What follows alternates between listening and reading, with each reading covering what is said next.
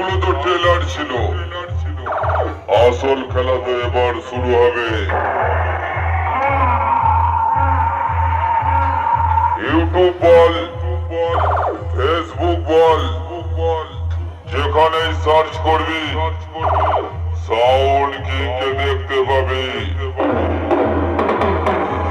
বক্সের পিছনে থাকবে পাপাই, আর এটা তো ভালো করে জানিস কম্পিটিশনের মাঝে পাপায়ের সামনে পড়লে তাকে আচ্ছা তারে ঠাপায়।